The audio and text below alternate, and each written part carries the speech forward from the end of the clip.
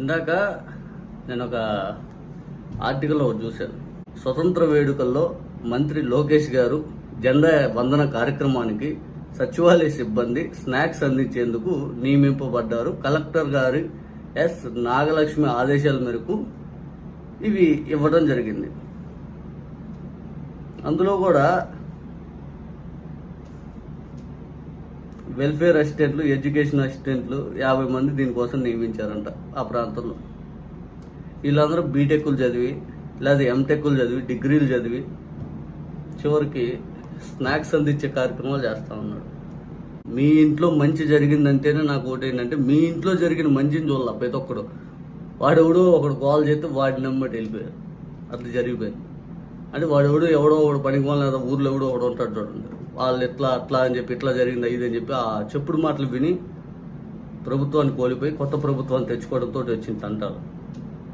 ఒక్క విషయం చెప్పి మహేష్ రెడ్డి, ఇప్పుడు కాలేజ్ స్టూడెంట్స్ కావచ్చు, ఎవరైనా కావచ్చు, ఆగస్ట్ 15th రోజు బిస్కెట్లు అవి మొత్తం అందించడం ఒక తప్ప, ఒక నేరమా? ఆ తప్పుని ఎవరు చెప్పారు? నువ్వే నిర్ణయించుకొని ఇదేదో తప్పు చేసినట్టు అందరికి ప్రచారం చేస్తావా? మహేష్ రెడ్డి, బిస్కెట్లు అవి అందిస్తున్నారు అది తప్పు అని చెప్పేసి అంటున్నావు. మీ ప్రభుత్వంలో కరోనా టైంలో స్వయంగా నా కళ్ళతో చూసింది, చదువుకున్న ఉపాధ్యాయులు, చదువు చెప్తున్న ఉపాధ్యాయులు వైన్ షాప్ దగ్గర క్యూలో నిల్చున్న వాళ్ళని కంట్రోల్ చేయడానికి పెట్టారు. అది కరెక్ట్ అంటావా? అప్పుడు ప్రశ్నించావా? మరి అప్పుడు ప్రశ్నించావా? ఇప్పుడు ఇదేదో తప్పులాగా ప్రచారం చేస్తున్నావు. ఇంకో విషయం, మీ నాయకుడే చెప్పాడు కదా, నాతోటి మంచి జరిగితేనే నాకు ఓటేయండి అని. వేయలేదు, మంచి జరగలేదు కాబట్టి ఓటేయలేదేమో. అంటే మంచి చేయలేదు అంటలేదు, ప్రజలు అనుకున్నారేమో మంచి జరగలేదు కాబట్టి ఓటేయొద్దు అని అనుకున్నారేమో. నువ్వు దాన్ని వేరే ఓడెవడో చెప్పాడు అని చెప్పేసి వేరే వాళ్ళ మీద ఎందుకు నెడతావు? అది ప్రజాభిప్రాయం. మంచి జరగలేదు అని అనుకున్నారు కాబట్టే ఈ ప్రభుత్వానికి ఓటేశారు, గుర్తుంచుకో.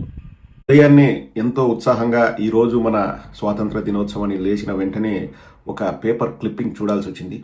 కొంచెం బాధేసింది, కానీ అతని తెలివితేటల్ని మెచ్చుకోకుండా మనం ఉండలేం. అతనే ఉపముమ దేముడు పవన్ కళ్యాణ్. పంచాయతీ ఖాతాలు ఖాళీ, స్వాతంత్ర వేడుకల నిర్వహణకు డబ్బులు లేవు, ప్రభుత్వం నుంచి రాని నిధులు సర్పంచుల డీలా. కళ్యాణ్ ప్రకటన నేపథ్యంలో నిధులు విడుదలవుతాయని సర్పంచులు ఆశించారు. బుధవారం వరకు నిధులు విడుదల కాకపోవడంతో గురువారం స్వాతంత్ర దినోత్సవ వేడుకల నేపథ్యంలో కొందరు సర్పంచులు పంచాయతీ అధికారులను సంప్రదించారు. ప్రభుత్వం నుంచి నిధులు రాలేదని, నిర్దేశించిన పరిమితి వరకు ఖర్చు చేసుకోవచ్చని సమాధానం ఇచ్చారు. పంచాయతీలో నిధులుంటే వాడుకోవచ్చని, సొంత నిధులు ఖర్చు చేస్తే నిధులు విడుదలయ్యాక తీసుకోవచ్చని తెలియజేశారు. మా పవన్ కళ్యాణ్కి ఏమైనా గజికుక్క గడిచిందా?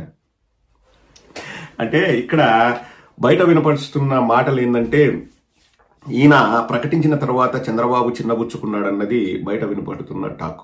ఇప్పుడు 25,000 ఇస్తే పవన్ కళ్యాణ్కు పేరు వస్తుంది, గ్రామ గ్రామాన పవన్ కళ్యాణ్ బలోపేతం అవుతాడు, తెలుగుదేశానికి నష్టం కదా, మనం ఎందుకు ఇవ్వాలి, బడ్జెట్లో నుంచి ఎందుకు కేటాయించాలి, వాళ్ళ జనసేన ఖాతాల నుంచి ఇచ్చుకోమను, ఆ నాగబాబు QR కోడ్ నెల నెల అడుక్కుంటాడు కదా, ఆ డబ్బులు ఇచ్చుకోమను కావాల్సింటే, మనం ఎందుకు ఇవ్వాలి, మనం ఇచ్చి పవన్ కళ్యాణ్ పేరు ఎందుకు తెచ్చుకోవాలి, మనం ఇచ్చి పవన్ కళ్యాణ్కి మైలేజ్ ఎందుకు రావాలని చెప్పేసి తెలుగుదేశం వాళ్ళు ఆపారని కూడా ఒక వార్త బయట చక్కర్లు కొడుతుంది. ఇకపోతే వీడు ప్రదీప్ చింత, వీడు ఎంత ఎటకారంగా మాట్లాడతాడంటే, అంటారు కదా చింత సచ్చినా పులుపు చావలేదని, ఆ విధంగా వాళ్ళ గవర్నమెంట్ పోయినా కానీ వీడు బలుపు అయితే దిగలేదు.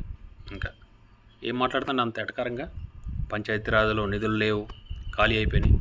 అవును, ఖాళీ అయిపోయినాయి, ఇస్తారు కదా, ఇచ్చినప్పుడు తీసుకుంటారు. మీ గవర్నమెంట్లో శాలరీలు ఆగిపోలేదా? ఉద్యోగస్తులకి శాలరీలు ఆగిపోలేదా? అటువంటిప్పుడు తప్పు అనిపించలేదా? దీన్ని ఏదో ఎటకారంగా మాట్లాడుతున్నారు. డిప్యూటీ సీఎంని మళ్ళీ ఊపమా ఊపమా ఊపమా అనుకుంటా. అసలు నువ్వు ఎవడవురా కామెంట్ చేయడానికి? నువ్వేమన్నా ఇక్కడ ఉన్నావా? ఇక్కడ లేవు కదా, ఇక్కడ చదువుకొని ఫారెన్లో జాబ్ చేసుకుంటున్నావు. నువ్వు నీకెందుకు ఇక్కడ వాడి విషయాల గురించి? నీకు అవసరమా? ఎంత ఎటకారంగా మాట్లాడుతున్నావు. మళ్ళీ నువ్వు దుష్ప్రచారం ఒకటి, తెలుగుదేశం వాళ్ళకి ఇష్టం లేదు అందుకే నిధులు రిలీజ్ చేయలేదు అది ఇదని. ఎవడు చెప్పాడరా నీకు? ఎవడు చెప్పాడు? ఏదన్నా కానీ నిజాలు నిర్భయంగా చెప్పండి, దాంట్లో తప్పు లేదు. ఇటువంటి విషయాలు చెప్పి ప్రజల్ని కన్ఫ్యూజ్ చేయకండి, వాళ్ళల్లో విద్వేషాలు రెచ్చగొట్టకండి.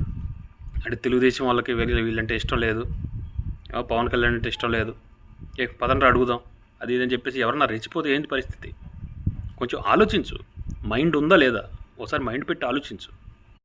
ఆడో రకం ఈడో రకం ఇద్దరు తేడాగాళ్ళే ప్రజలందరినీ ఆంధ్రప్రదేశ్ను మాడాగాలు చేశారు కదరా పుర్రంబోకి వెదవలారా. తండ్రేమో భయమేస్తుందండి అంటాడు, కానీ ఒకవైపు పిచ్చి పిచ్చిగా ఉందా జైల్లో పెట్టిస్తానంటాడు. కొడుకేమో రెడ్ బుక్ రాజ్యాంగం పెట్టుకొని అందరినీ భయపెట్టిస్తూ పంచులోడ తీస్తా డ్రాయర్లు కడ్రాయల మీద నడిపిస్తా అంటారు. ఈడో రకం ఆడో రకం. వీడికి భయం వేస్తుంది, వాడు భయపెడుతున్నాడు, ప్రజల్లో భయోత్పాదాన్ని సృష్టిస్తున్నాడు కొడుకు. తండ్రి ఏమో భయమేస్తుంది అని ఆ కౌరవ సభలో ఒకటే కుళ్ళిపోతున్నాడు. ఏమి నాటకాలు వేస్తున్నారా. ఈ మూడోవాడు పంచ్ ప్రభాకర్ ఫ్రెండ్స్. వీడు పెద్ద ఎటకార మినిస్టరు, తాగుబోతాడు, తాగి ఇష్టం వచ్చేట్టు మాట్లాడతాడు. ఏంటంటే చెప్తారు కదా, ఒక శాస్త్రం ఉంటుంది, పచ్చ కామెరలు వచ్చినోడికి లోకమంతా పచ్చగా కనపడుద్దని. వీడు మాడాగాడని చెప్పేసి అందరినీ మాడాగాళ్ళంటే ఎలా ఒప్పుకుంటారు ఫ్రెండ్స్?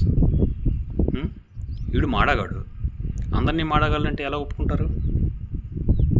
ఒక ఏజ్ గౌరవం లేదు, ఏమీ లేదు. మీ తండ్రి స్థానంలో ఉన్నాడు, మీ తండ్రిని కూడా అలాగే అంటావా మాడాగాడు అది ఇదని? ఒకసారి బుద్ధి గడి తింటే ఇలాంటి మాటలే వస్తాయి. కడుపుకు అన్నం తింటున్నావో ఇంకేం తింటున్నావో నువ్వే ఆలోచించుకోవాలి. మరీ ఎంత ఎటకరమా? కనీసం ఏజ్కి ఇచ్చే రెస్పెక్ట్ కూడా తెలియదా నీకు? అదే నువ్వు చదువుకుని నేర్చుకున్న జ్ఞానం, ఇదే నేర్చుకున్న జ్ఞానం.